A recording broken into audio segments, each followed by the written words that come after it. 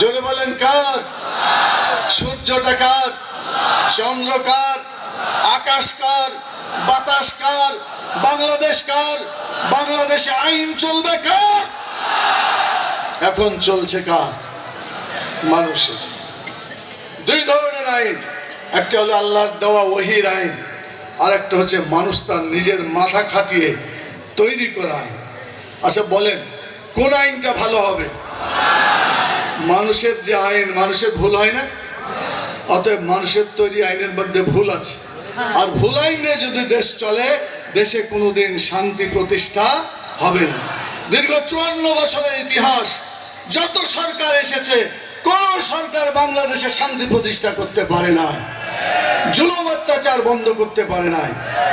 এই জুলুম অত্যাচার যদি বন্ধ হতে হয়, তাহলে নির্ভুল আইন দরকার। সেই নির্ভুল আইনটা কার আইন? আল্লাহর কোনো ভুল আছে? আল্লাহর যেহেতু কোনো ভুল নাই, আল্লাহর দেওয়া আইন নির্ভুল আইন।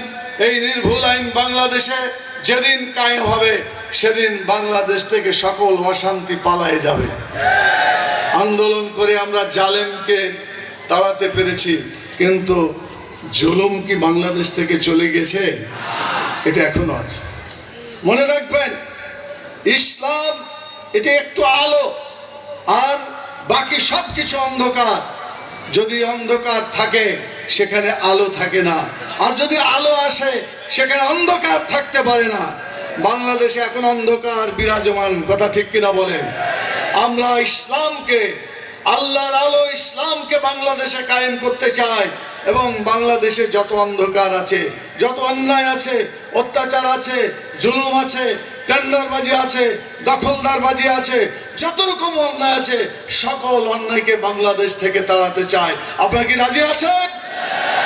এজন্য একটা স্বাধীনতার আন্দোলন লাগবে, একটা সংগ্রাম আপনাদের করতে হবে। প্রথম সংগ্রাম করে আমরা ভূখণ্ড পেয়েছি, আমরা একটা পতাকা পেয়েছি, আলহামদুলিল্লাহ। এর পরের সংগ্রাম করে যারা জুলুম করছিল, জুলুম যারা করছিল, তাদের মহানায়ক যে ছিল, তাদেরকে বাংলাদেশ থেকে বিতাড়িত করা হয়েছে, বলেন আলহামদুলিল্লাহ। কিন্তু জুলুমকে তাড়াইতে গেলে এই জায়গায় ইসলাম আসতে হবে। ইসলাম হচ্ছে আলো। আলো যখন আসবে, অন্ধকার পালাবে। মানুষের অত্যাচার, নির্যাতন, এগুলো সব অন্ধকার।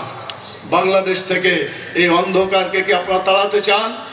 তাহলে আগামী দিনে ইসলামকে বাংলাদেশে কায়েম করার জন্য কি প্রস্তুত আছেন? আমাদের স্লোগান হবে আল কোরআনের আলো।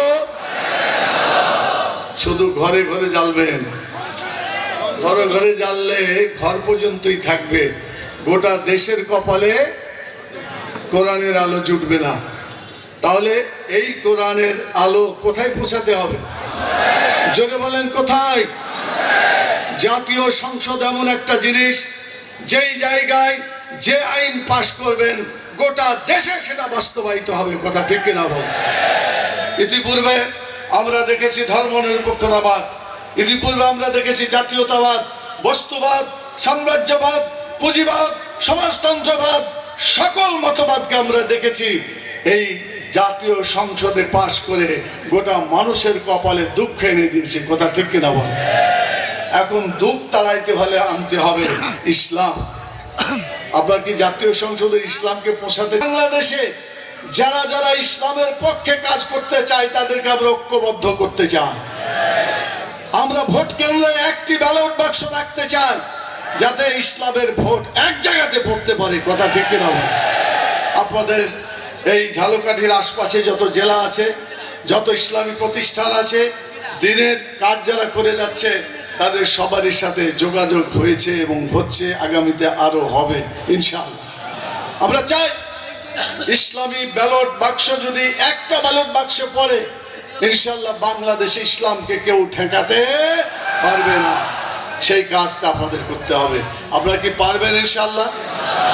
সেজন্য আগামী যে নির্বাচন আসছে, সেই নির্বাচনে আপনাদেরকে আল কোরআনের আলো জাতীয় সংসদে জ্বালো, এই কথাটা বলে সকলের কাছে যেতে হবে। পারবেন? যেতে পারবেন? ইনশাআল্লাহ পারবেন। আমার একটা উদাহরণ দিয়ে আমার কথাকে শেষের দিকে নিয়ে যেতে চাই।